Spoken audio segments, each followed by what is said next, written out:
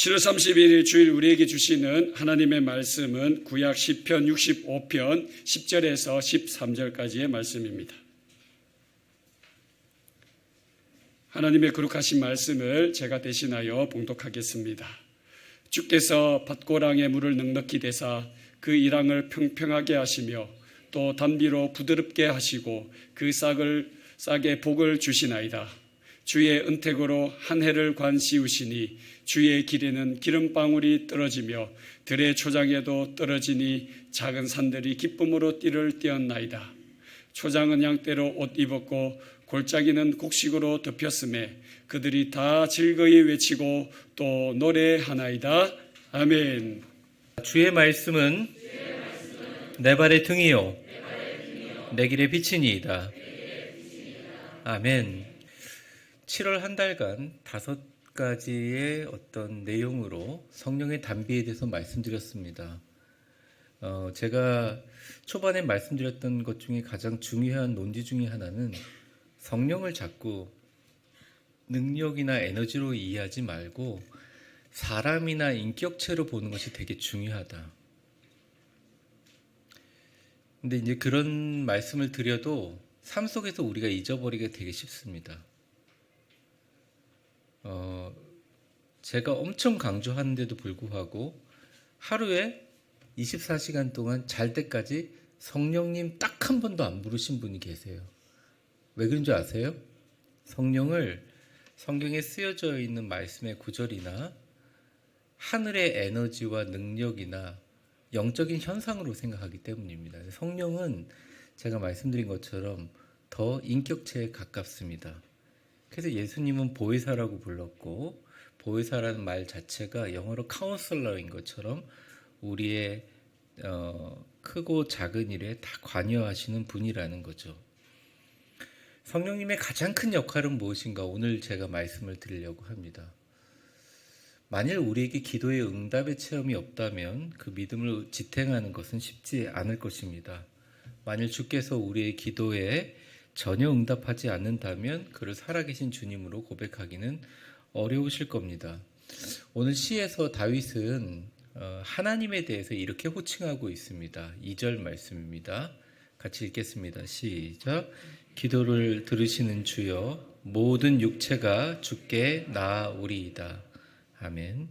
하나님은 우리의 기도를 들으시는 분입니다. 응답하시는 분입니다. 그의 풍요로움과 넉넉함으로 우리의 삶의 뜰을 윤택하게 채우시는 분입니다. 여기서 우리가 던져야 될 질문이 있습니다. 중요한 질문은 바로 이것이죠. 나는 기도하는 자에게 그의 풍요와 넉넉함으로 채우시는 빨간 글씨만 같이 읽어볼까요? 시작. 응답의 하나님을 진짜 응답하시는 하나님을 진짜 믿고 있는가? 이죠. 이 가운데 경제적으로 어려우신 분들이 계실 겁니다. 그동안 여러 번 기도했지만 형편이 나오지 않는 분들이 있어요. 그분들에게 묻고 싶습니다. 응답하시는 하나님을 진짜 믿고 있는가? 여러분이 생각하고 여러분이 경험한 하나님보다 더 큰 하나님이 존재하고 여러분에게 앞으로 역사하실 것을 믿고 있는가? 가정의 여러 가지 문제라든지 건강의 어려움으로 고통을 당하고 있고 지금도 힘들어하시는 분들이 있습니다. 그분에게도 똑같이 묻고 싶습니다. 풍요와 넉넉함으로 채우시는 응답의 하나님을 내가 믿고 있는가? 어쩌면 우리가 신앙생활하면서 하나님이 나에게 어떻게 주는 것들에 대해서 반응하는 신앙생활이었다면 오늘은 5번째 주일을 한번 나는 진짜 믿는가? 아니면 그냥 조금 더 자세하게 말하면 내가 믿는 것을 하나님이 아실 수 있게 하나님이 우리의 마음을 다 안다고 하지만 하나님이 보시기에 납득될 만한 나의 믿음이 있는가? 한번 살펴보려고 합니다. 이 질문에 대해서 아멘이라고 주저하는 분이 계시다면 오늘 단비로 복을 채우시라는 말씀을 통해서 한 주간 살아가시는 힘과 용기와 위로를 얻으시기를 바랍니다. 우리 옆 사람에게 웃으면서 한번 축복하며 시작할까요? 웃으셔야 돼요. 네, 같이 웃으셔야지 안 무섭습니다. 마스크를 쓰면 원래 좀 무섭거든요. 눈으로만 하는 건데 단비와 같은 복으로 채우실 하나님을 기대합시다. 네. 오늘 말씀 다윗 시편을 통해 하나님이 우리에게 이야기하는 두 가지 문장인데 첫 번째 문장입니다. 우리 같이 한번 읽어보겠습니다. 시작. 나는 너를 풍요롭게 하는 하나님이다.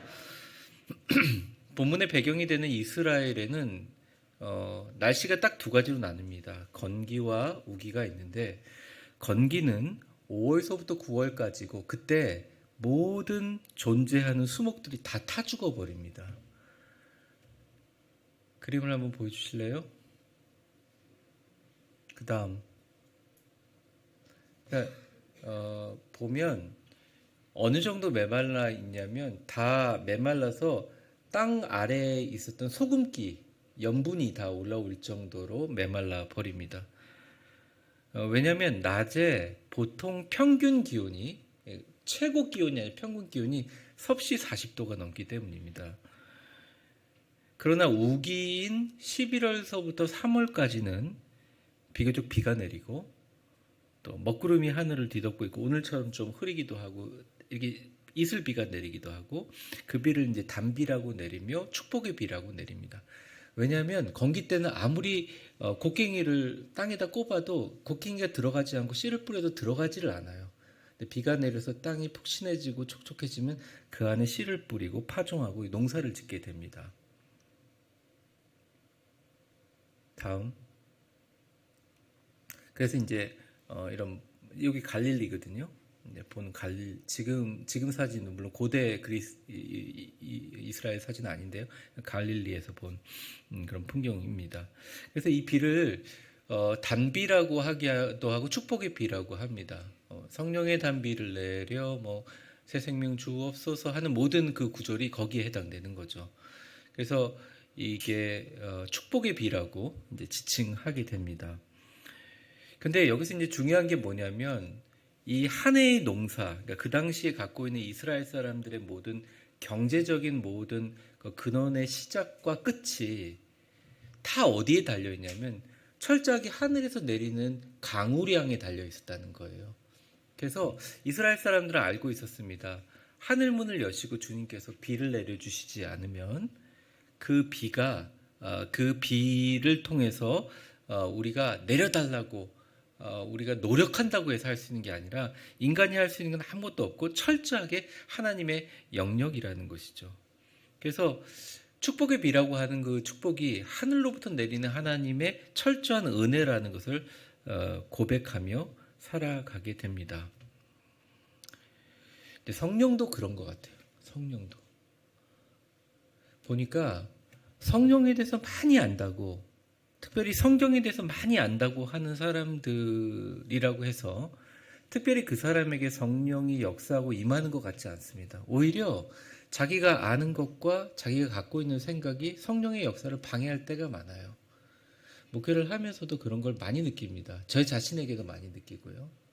오히려 제가 준비한 것보다 성령님이 나를 사용하실 수 있도록 내 자신이 낮아지고 내 자신이 항복하기 전까지는 하나님의 칼 같은 말씀이 선포되지 않을 때가 더 많아요. 이 땅에 많은 사람들이 굉장히 소망을 잃어버리고 절망 가운데 살아갑니다. 팔레스타인의 건기처럼 모든 수목이 타 죽어가는 그 빈들의 마른 풀 같은 심령으로 살아가고 있어요. 다 다른 데서 이유를 찾습니다. 성경 공부를 많이 안 해서 그렇다. 내가 교회 다녔는데 내가 하고 싶은 방법으로 납득이 안 돼서 그렇다. 교회가 내가 생각하는 방식으로 일하지 못하여서 그렇다. 하나님께서 넉넉한 물과 바디랑을 평평하게 채우시는 은혜가 있음에도 알지만 내가 생각하기에는 이건 아닌 것 같다라는 생각들이 되게 많아요. 근데 그 생각이 틀렸다고 말하고 싶지는 않습니다. 가만히 보면 다 그분들의 생각이 맞을 수 있어요. 근데 제가 지금 드리는 말씀은 성령에 관한 말씀이거든요. 건기로 메말라 파종되지 않는 땅과 같은 우리의 삶에 기도응답은 멈춘 것 같고 삶에서 주어지는 하나님의 의미와 목적이 희미해집니다. 어떤 분들은 기도해요. 제발 집 사업상의 이 어려움을 빨리 해결해 주셔서 하나님 이번에 부도를 좀 막아주세요. 물론 우리 교회 예를 든 거 아닙니다. 그래서 기도를 해요. 하나님 부도를 막아주시죠. 당연히. 왜냐하면 이 사람이 위대한 교회로 부른 이유가 있으니까. 이 사람이 부도 갚느라고 교회 출석도 못하면 되겠습니까? 막아주세요. 제가 극단적인 예를 들었지만 이건 건강도 마찬가지고 우리 삶의 모든 부분이 다 똑같습니다. 그러면 사람들은 응답의 그 적시성을 가지고 그 자리에서 그 응답은 끝난 줄 알고 그러고 마음 문을 거기서 닫아요. 그래서 사실은 그게 성령의 시작인데 그 문을 초반에 딱 빗장을 걸어버린다는 것입니다. 근데 성령님은 어떻게 역사하시냐? 우리의 삶의 의미와 목적이 희미해지고 기도응답이 멈춘 것 같고 엄청난 메말라가는 건기 가운데 성령이 임하시면 그 사람에게는 밑에 땅은 말랐지만 하늘이 열려버리는 거예요. 하늘로부터 단비처럼 성령님이 그 사람에게 비전을 쏟아봐 주시고 그 고통과 어려움 가운데 내가 인생을 살아갈 목적과 의미를 발견하게 만들어 주신다는 겁니다. 사랑하는 성도 여러분, 건기가 지나면 하나님의 우기가 오심을 기다리고 믿고 좀 더 버텨야 됩니다. 많은 분들이 그래요. 교회가 왜 그래? 전반적으로 한국 교회가 그렇습니다. 하나님은 교회도 보지만 교회에 나오는 성도들을 보시는 거예요. 교회가 왜 그래라고 하는 너는 어느 자리에 서 있는가? 예배 자리에 서 있는가? 말씀의 자리에 서 있는가? 은혜의 자리에 서 있는가? 성령의 충만함을 구하는 성령의 단비를 구하는 자리에 서 있는가? 비를 부르는 기도의 축복의 자리에 서 있는가? 보고 계신다는 거예요. 그때 기도를 하며 비를 부르는 축복의 길을 부르는 그 마음의 문을 하늘로 여는 나의 모습을 통해서 그때부터 축복이 시작된다는 거죠. 전능하신 주님밖에 할 수 없다고, 나는 하늘의 강수량을 조절할 수 있는 힘이 없다고 온 마음 다해 하나님께 그 단비의 축복을 구하는 자에게 부어주시는데 그 기도가 내 의지로 하는 거냐? 아니라는 거예요. 제가 오늘 하고 싶은 말의 핵심입니다. 성령께서 하게 하신다는 거예요. 아무리 담임 목사님이 가르치듯이 야단치듯이 설교해도 사람 안 변해요. 제가 30년 동안 해보니까 티끌만도 안 변해요. 저도 안 변해요. 근데 성령님이 이 사람의 마음의 문을 여셔서 하늘의 문을 열어주시면 이 사람들이 보고 있는 게 지금 눈앞에 있는 가정과 주변에 있는 구리시와 내가 갖고 있는 형편이 아니라 하나님의 위대한 꿈과 비전과 별을 보기 시작합니다. 그래서 성령이 그 사람을 변하게 만들어요. 그래서 여러분에게 호소하는 거예요. 여러분이 이 자리에 나온 한 명의 출석하는 교인으로만 자기 자신을 제한하지 말고 여러분 안에 위대한 일을 시작하실 성령의 전으로 자신을 인식할 때 내가 갖고 있는 말과 행동과 내가 갖고 있는 믿음의 크기조차도 하나님께서 완전히 조절해 버리신다는 거예요. 때때로 제가 이런 기도를 합니다. 어마어마한 기도를 하거든요. 근데 안 이루어지셨네요. 그래서 제가 하나님께 기도합니다. 새벽 기도 끝나면 이제 방송에서 기도합니다. 하나님, 제가 기도가 너무 컸나요? 하나님 크기에 맞지 않게 너무 컸나요? 얼마나 하나님께 웃기는 얘기입니까? 하나님께 큰 게 어디 있어요? 우주를 만드셨는데. 근데 제 마음속에 이런 합리화와 정당화가 생겨요. 하나님, 그럼 작은 거 기도해 보면 어떨까요? 제가 믿을 만한 거. 예를 들어 이런 거잖아요. 오늘 누구를 만나요. 이 사람하고 관계는 좋은 것도 아니고 나쁜 것도 아니고 그냥 노예나 총회 관계로 만난 사람이에요. 근데 이분한테 이런 대답을 듣고 이런 걸로 우리 교회에 유익을 줬으면 좋겠다 하는 게 있어요. 근데 이거는 기도하면 될 것 같거든요. 내가 생각해 내 믿음에 할 만한 거예요. 기도해요. 반드시 이루어지더라고요. 한 번도 예외가 없어요. 어디 집회를 갔는데 주차 공간이 너무 부족해요. 하나님, 좋은 주차 공간을 주세요. 기도합니다. 저는 언제나 주차 공간에 좋은 걸 주셨죠. 이건 내가 믿을 만한 기도 제목인 거라. 그래서 기도하면 반드시 탁 장애인 주차구역이 아닌 진짜 그 바로 옆에 딱 좋은 주차가 누가 툭 차가 나가요. 하나님 할렐루야 감사합니다. 그게 내 믿음의 분량이라는 거죠. 근데 그거는 내가 만들 수 있고 내가 조작할 수 있는 건데 하늘에서 내리는 그 분량의 엄청난 수량의 강수량, 온 대지를 적시는 어마어마한 기적과 축복, 소위 말하는 내가 만들어낸 기적이냐 진짜 기적은 성령님이 역사하셔야 일어날 수 있다는 것입니다. 그러니까 여러분, 우리 마음에 이중적인 마음을 가지면 안 돼요. 여러분들이 기도하면서 안 믿으면서 기도하는 게 분명히 있을 거예요. 때로는 목사님께 부탁도 해보기도 하고 기도하면서 뭔가 이거를 좀 어디에 도움을 받아서 그런데 결국 어디서 결정되느냐? 성령이 나한테 오셔서 내 마음의 믿음의 공간을 확 열어버리기 전까지는 어렵다는 거예요. 그거 어디서 오느냐? 하늘에서 내리는 비처럼 우리를 확장시켜버리는 성령이 가지고 있는 가장 큰 힘과 능력이라는 것입니다. 10절 같이 한번 읽어보겠습니다. 시작. 주께서 밭고랑에 물을 넉넉히 대사 그 이랑을 평평하게 하시며 또 담비로 부드럽게 하시고 그 싹에 복을 주시는. 농수로의 물만으로는 농사를 지을 수 없게 그냥 하나님이 하늘문을 여시고 하늘에 있는 수조 탱크를 다 갖다 부어버리면 그냥 농사 시작되고 끝나는 거예요.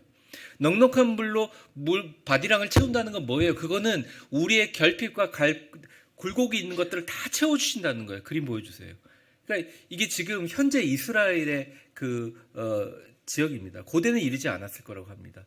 그러니까 밭과 이렇게 풍요로움을 모두 주시는 거는 하나님께서 주신다는 거예요. 그리고 그 부드럽게 비로 만드셔서 땅을 부드럽게 해서 그 안에 생명이 심겨지는 역사는 다음 세대로 이어지는 후손의 축복을 의미한다는 것입니다. 사랑하는 위대한 교회 성도 여러분, 누구나 다 힘들지 않은 사람 없어요.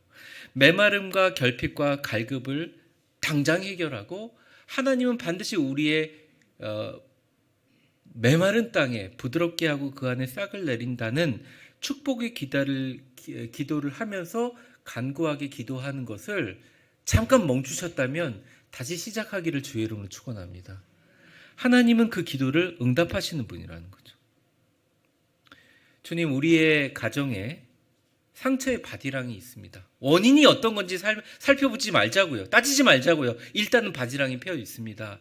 주님, 성령의 물을 넉넉하게 채워주셔서 우리 가정이 정말 하나님 앞에 복되고 하나님을 감동시킬 만한 축복의 가정, 상처의 모든 부분이 메꿔지는 역사가 일어나게 해주십시오. 주님, 내 자녀가 너무 메마르고 척박한 영혼을 가지고 있습니다. 아무리 예배 나와라, 기도해라, 신앙생활 제대로 해라 말해도 꿈쩍도 하지 않고 마른 땅에 물 붓듯이 부서지지 않습니다. 하나님, 그 가운데 척박한 영혼을 당신의 담비로 적셔서 그 마음을 옥토같이 부드럽게 하시고 그 안에 당신의 축복의 신앙의 싹을 심어 주십시오. 이거는 인간적으로 말하면 말이 안 되잖아요. 우리가 존재하고 우리가 증명할 수 없는 거잖아요. 근데 성령이 기도하면 된다니까요. 그게 된다 안 된다 논증을 하지 않아요. 성경은 된다고요. 근데 하루에 성령님 세 글자 한번 따라해보세요. 성령님. 여러분 너무 잘하시네. 성령님 요 글자 한 번도 안 하시고 주일날 한번 했다가 다시 다 안 하다가 이제 잘 아껴두셨다가 오늘 오셔서 한번 성령님 그러고 가실 거면 성령님은 인격이 아닌 거죠. 도구죠. 우리가 불러내는 영적인 어떤 상징성이죠. 그게 아니라는 겁니다. 여러분, 성령의 담비를 부으셔야 여러분의 예배와 찬송과 여러분의 말씀을 듣고 여러분이 하는 모든 신앙생활에 생명이 시작됩니다. 하나님의 영역인 성령의 비를 기다리시는 저와 여러분 되시기를 주의 이름으로 축원합니다. 성경에서는 이야기해요. 타협하지 않아요. 하나님은 너희를 풍요롭게 하는 하나님이다. 너는 내일의 주관자인 하나님을 붙들어라. 너희 인생길을 아름답게 주관하신다. 11절과 12절을 이렇게 얘기를 합니다. 같이 읽어보겠습니다. 시작. 주의 은택으로 한 해를 관시우시니 주의 길에는 기름방울이 떨어지며 들의 초장에도 떨어지니 작은 산들이 기쁨으로 띠를 띄었나이다. 감람나무 농사를 의미하는 건데요. 여기서 기름방울이라는 것이 축복의 감람나무 반지입니다. 여기 보면 오늘 말씀처럼 작은 산들이 기쁨으로 띠를 띄운다. 보세요. 산들을 층층으로 나눠서 올리브나무를 심습니다. 거기에 축복의 기름이 떨어지는 모습들을 이렇게 띠를 띄운 것처럼 아름다운 전사진 한번 보여주세요. 기쁨으로 띠를 띄운 것처럼 올리브 어떤 숲들이, 올리브 이 밭들이 이렇게 자라게 되는 거예요. 그래서 그 다음 사진, 까만 올리브 열매를 신들의 축복이라고 하기도 하고 축복의 기름이라고 얘기합니다. 그래서 내 잔에 잔이 넘치나이다. 나이를 기름으로 부으소서 하는 그 모든 기름이 올리브 기름이에요. 근데 이게 왜 중요하냐? 이걸 제가 왜 얘기하느냐? 당시에 이스라엘 사람들이 가질 수 있는 경제적인 최고의 많은 90% 이상의 부분이 이 올리브 기름으로 인한 수입이었다는 거죠. 하나님께서 그냥 우리에게 영적인 축복만 주실 수 있어요. 근데 어떻게 영적인 축복만 존재하게 됩니까? 그 영적인 축복을 유지하기 위해서 하나님이 우리로 하여금 삶에서 기쁨을 느끼게 해주신다는 것입니다. 여러분, 하나님에 대해서 신앙적으로 정확하게 바라볼 필요가 있어요. 하나님은 상처와 아픔의 근원이 아니라 나의 하나님은 기본적으로 내 인생에 가장 아름다운 축복의 관을 세워 그 길을 축복의 기름방울로 알록달록 띠를 띄우는 은혜의 풍경을 제공하는 분이다. 나는 절대 의심하지 않는다. 이런 확고한 신앙관이 있어야 합니다. 여러분들 모두 다 그런 신앙관을 가지실 거라고 믿습니다. 한번 읽어볼까요? 우리 같이 그냥 편안하게 앞에 있는 글자들, 화면의 글자를 같이 읽어보겠습니다. 여러분의 고백이 되었으면 좋겠습니다. 시작. 나는 풍요로움과 넉넉함의 하나님을 굳게 믿습니다. 어떠한 어려움과 환경 속에서도 축복의 비를 내리셔서 물을 넉넉히 하여 밭고랑을 채우시고 축복의 씨앗을 품을 수 있게 땅을 부드럽게 하시고 인생의 길마다 기름을 부으셔서 기쁨의 총천연색 띠를 띄운 형통의 길을 예비하실 하늘 아버지를 나는 믿습니다. 아멘. 예전에 이런 거를 적어가지고 이민교회에 있을 때 교구 식구들한테 나눠줬더니 그걸 붙여놓고 막 기도하면서 응답받는 분들도 계셨어요. 그러니까 왜냐하면 매일 읽는 건 엄청난 힘이 있거든요. 어퍼메이션, 진짜로 힘이 있고 선언이 되는 거 아닙니까? 하나님은 오늘날 우리에게 말씀하시는 거예요. 성령을 통해서. 나는 너를 풍요롭게 하는 하나님이다. 이게 첫 번째란. 두 번째는 뭐냐? 뭐라고 말씀하시냐? 같이 읽어보겠습니다. 시작. 너를 나의 찬송이 되게 할 것이다.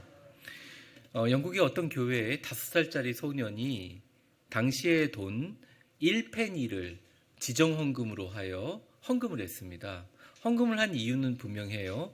1페니는 당시의 가치로 한 1,000원 정도인데 지금 보시는 1967년도 판 영국 1페니는 아주 귀합니다.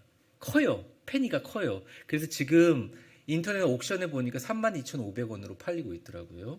근데 어쨌든 그 당시에 1페니를 헌금하면서 이걸로 목사님 꼭 신약 성경 한 권을 사서 당시 교회에서 선교하고 있는 인도에 보내주십시오라고 요청을 했어요. 그래서 보잘것없는 우습게 보이는 5살짜리 아이의 헌금을 목사님이 돈을 좀 보태가지고 성경 한 권을 사서 인도로 보냈습니다. 그리고 목사님과 소년은 그 사실을 20년 동안 잊어버리고 있었어요. 20년이 지난 후 목사님은 예수님을 믿고 참 진지하게 신앙생활을 하는 인도의 한 부족 마을을 방문하게 되었습니다. 우연히.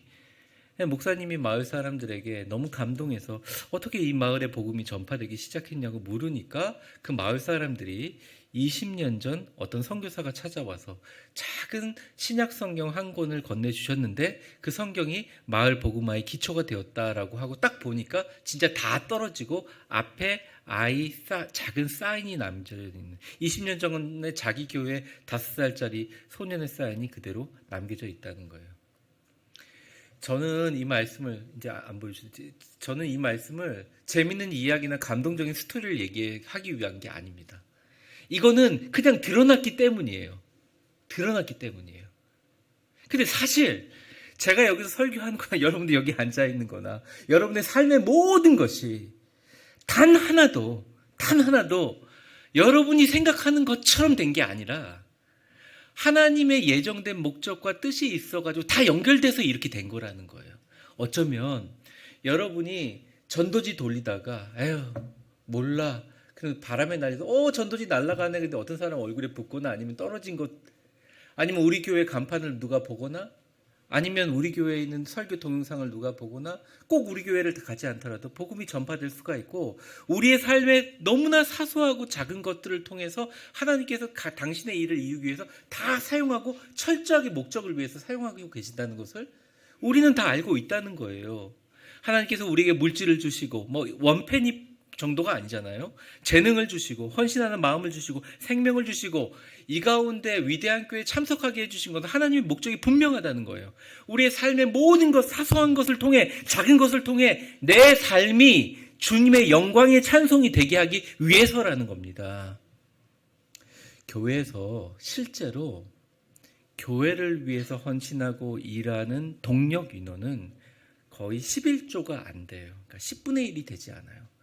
대부분은 교회에 참석하면서 마음의 위로를 얻기를 원하고 위안을 얻기를 원하고 또 많은 분들이 의무감으로 교회를 참석합니다. 그래서 저희 교회는 그렇지 않다고 봐요. 삶을 살아가면서 20년 전에 어떤 선교사가 찾아오기 전에 1페니를 헌금한 아이의 작은 마음이 있었고 그 1페니의 지정헌금을 무시하지 않고 거기에 돈을 붙여서 신약 성경을 보내신 목사님의 마음이 있었고 그 성경이 그렇게 아름답게 전달됐더라도 원주민들이 그것을 보면서 받아들이지 않았다면 이루어질 수 없는 일이라는 거죠.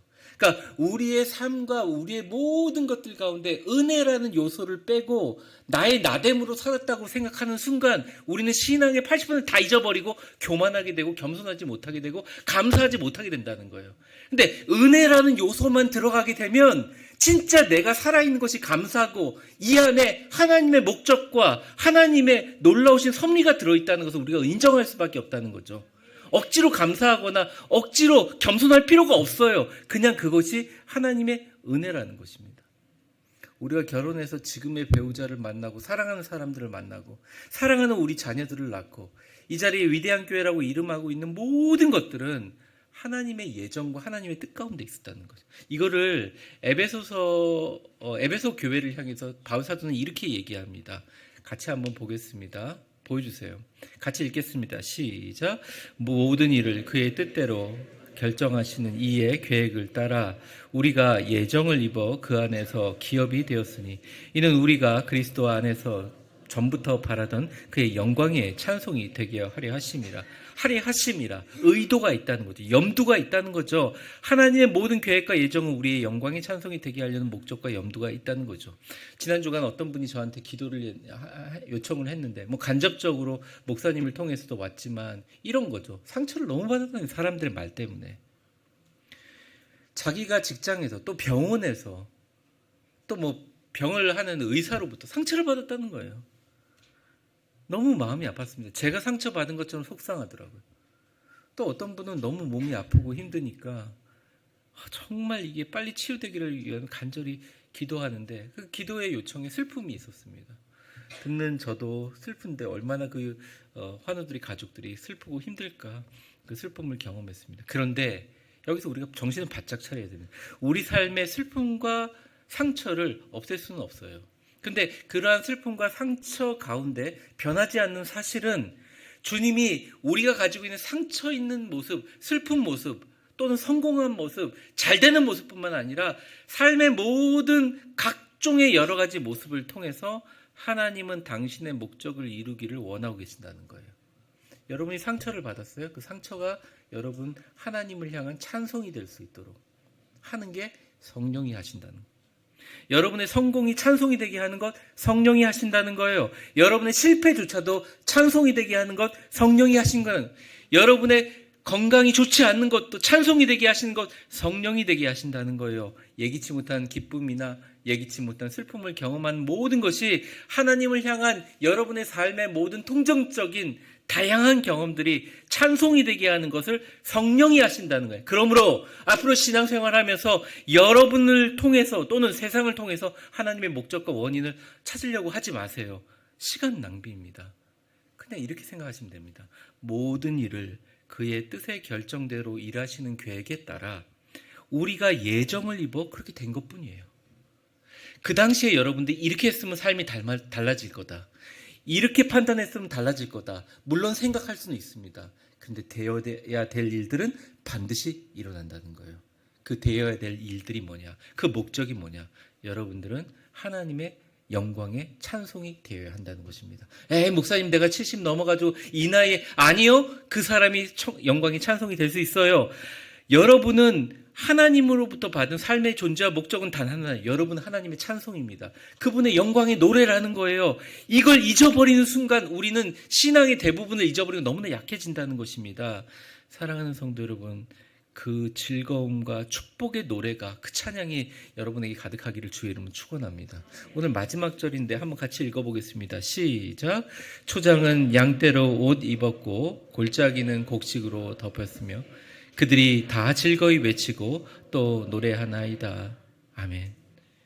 하나님의 풍요와 넉넉함을 기대하면서 하나님의 목적과 삶의 존재 이유가 하나님이 찬양이라고 고백하는 그들은 나머지 인생의 평생의 찬양과 노래와 기쁨이 넘치기를 바라고 그렇게 될 거라는 것입니다. 제가 MBC 뉴스에서 되게 재밌는 그 뉴스를 봤는데 벌써 3년 전이네요. 2019년인데요. 터키의 한 양봉업자가 아브라함 세데프라는 사람이 있었는데 양봉업을 하는데 밤마다 곰이 와가지고 꿀을 훔쳐 먹어요. 곰이니까 처먹는다는 표현을 쓰겠습니다. 훔쳐 먹어요, 진짜. 그래서 이 곰을 막으려고 이만한 돌을 그 벌통이 했는데 곰이 얼마나 힘이 세요. 돌까지 거 치워버리고 막 꿀을 막 쳐먹는 겁니다. 그래서 안 돼가지고 그 꿀을 좀 어떻게 막아보려고 곰을 달래기 위해서 별걸 다 해보고 나중에는 아예 곰 정말 좋아하는 음식들하고 그걸 갖다 놓고 곰이 잡식성이니까 그걸 많이 먹으면 안 먹겠지 그랬더니 그 음식 다 먹고 마지막 후식으로 꿀을 다 퍼먹는 거예요. 그러니까 이 사람이 양봉업을 크게 하는데 이게 돈이 안 되고 오히려 막 한 달에 수천만 원씩 손해를 보는 거죠. 그런데 이 사람이 어느 순간 딱 생각을 한 겁니다. 발상의 전환을 하자. 이 곰이 우리 지금 양봉업을 망치는 게 아니라 곰을 여러 종류의 꿀 접시를 이렇게 갖다 놓고 그 어떤 꿀을 잘 먹는지 꿀맛 테스터로 곰을 생각하자. 그러면서 곰에게 어느 게 좋은지 계속 보면서 그걸 촬영을 했다는 거예요. 촬영을 하니까 그중에 개중 좀 비싼 안제르산, 터키 안제르산 꿀을 좋아하더라는 거죠. 그래서 그거를 딱 사진으로 찍어가지고 광고를 했습니다. 이 꿀은 곰이 엄청나게 좋아하는 꿀입니다. 맛 테스트를 통해서 우리 곰이 먹는 모습을 보여주면서 했는데 이게 대박이 나버린 거예요. 그래서 조그만 병에 36만 원에 거래되는 터키에 엄청난 대박을 이루었다는 기사였습니다. 제가 말씀을 정리하면서 이런 생각을 했어요. 얼핏 보면 우리가 기도라고 하는 것을 인간의 요청과 하나님의 대화, 인간의 논리와 하나님의 섭리의 대결같이 보여요. 근데 그게 아니라 결국 마음과 마음의 만남이라는 것입니다. 때로는 우리의 삶에 밤마다 찾아오는 곰처럼 세금도 나오고 벌집처럼 우리가 늘 그렇게 불안하며 살아갈 수 있지만 조그만 생각을 바꾸면 어쩌면 이 세상이라는 곰은 하나님의 꿀과 같은 단 이 말씀이 진짜 나에게 역사하는지 역사하지 않는지, 이 말씀이 나에게 기적을 일으키는지 병을 고치는지 우리 자녀를 변화시키는지 실험하게 하는 테스터와 같다는 생각을 하는 거죠. 발상의 전환이죠. 내가 세상을 살아가면서 이 곰과 같이 침범하는 세상 가운데 곰과 자꾸 싸우려고 하지 말고 세상이라는 곰의 침입자가 아니라 곰과 같은 세상을 하나님의 믿음과 축복의 기적을 테스트하는 기회로 이 세상을 활용해 보면 어떨까? 이런 발상은 누가 주시냐? 성령님이 주십니다. 뭐라고 얘기하시냐? 나는 너를 영광의 찬송이 되게 할 거다. 어떤 어려움이 있어도 잊어버리지 마라. 그렇게 할 거니까 끝까지 나만 붙들고 이 세상 가운데 너의 믿음을 테스트해보라. 주님 말씀에 주고 계십니다. 하나님의 취향은 뭐냐? 고객의 취향을 알듯이 하나님의 취향은 믿음이에요. 행위, 공로 아니에요. 오직 믿음만 보신다는 것입니다. 사랑하는 성도 여러분, 저와 여러분의 하나님은 절대적으로 선하고 풍요를 주시고 넉넉하게 채우시고 축복의 씨앗을 뿌려서 하나님의 축복의 기름을 띄운 은혜의 인생의 남은 길을 광경을 보게 하시고 걷게 하실 거라 굳게 믿고 의심하지 마세요. 지금부터 왔다리 갔다리 두 길 걸지 마시고 단순하게 하나님을 믿으세요. 내게 능력 주시는 자 안에서 내가 능치 못할 일이 없으리라. 아무리 주변 사람과 세상 사람들의 영향을 받는 인간이라고 할지라도 결국 그것을 선택하고 결정하는 주체는 내 자신이라는 진실로부터 도피하지 마시고 그냥 당신은 나의 영광의 찬송입니다. 당신이 내게 함께 하셔서 나로 당신의 축복의 길을 걷게 하십니다. 하나님께 외치는 그리고 그 은혜로 살아가시는. 그리고 우리 교회 나오는 게 서로를 그렇게 넘어지고 힘들면 격려해주고 일으켜주고 도닥거려주고 위로해주는 그런 공동체가 되기를 주의 이름으로 축원합니다. 진짜 마지막입니다. 옆 사람 축복하고 기도하고 마칠 거예요. 옆 사람을 이렇게 축복합니다. 어떻게 축복하냐면 저를 따라해 보세요. 옆 사람을 일단 보시고 웃으세요. 당신은 그분의 영광의 찬송입니다. 반드시 축복의 단비를 당신의 삶에 내리실 겁니다. 자, 우리 같이 기도하겠습니다. 우리 기도하는데 이렇게 기도했으면 좋겠어요. 하나님 오늘 우리에게 말씀하셨잖아요. 나는 너를 풍요롭게 하는 하나님이다. 내가 너를 공핍하고 어렵게 하려고 하는 그런 하나님이 아니라 풍요롭게 하는 하나님이다. 너를 나의 찬송이 되게 할 것이다. 너는 진짜 나에게 응답하는 하나님을 믿고 있는가? 주님 물으십니다. 주님 내가 믿습니다. 주님 은혜 안에서 서겠습니다. 주여 한번 부르고 우리 통성으로 같이 기도하겠습니다. 주여 사랑과 은혜가 충만하신 하나님 아버지 간절히 기도합니다. 주께서 밭고랑에 물을 넉넉히 대사 그 일왕을 평평하게 하시고 단비로 부드럽게 하시고 그 싹에 복을 주시는 하나님, 은택으로 한 해의 관을 씌우시고 주의 길에 기름방울이 떨어져 작은 산들이 그 기름의 띠를 띄우는 놀라운 올리브나무의 축복의 길을 여시는 하나님, 양떼로 초장이 옷을 입고 골짜기는 곡식으로 덮였으니 즐겁고 기쁘게 노래한다는 하나님의 풍요와 넉넉함을 채우시는 응답의 하나님을 내가 진짜 믿고 있는가 다시 한번 바라봅니다. 하나님 당신을 믿습니다. 단비와 같은 복을 채우실 당신을 기대합니다. 이제는 물러서고 뒤돌아보지 않겠습니다. 우리가 그리스도 안에서 전부 더 바르는 그의 영광이 찬송이 되게 하려 하심이라 하신 것처럼 즐거이 외치고 또 노래하는 남은 인생 되게 하여 주시옵소서. 세상을 무서워하거나 아니면 세상을 너무 싫어하지 않게 하시고 하나님 우리 세상과 같은 그 어려움에 하나님 우리의 축복과 그 믿음을 기적을 테스트하는 기회로 이 세상을 활용하는 놀라운 역사가 주님 일어나게 하여 주옵소서. 예수님의 이름으로 기도합니다. 아멘.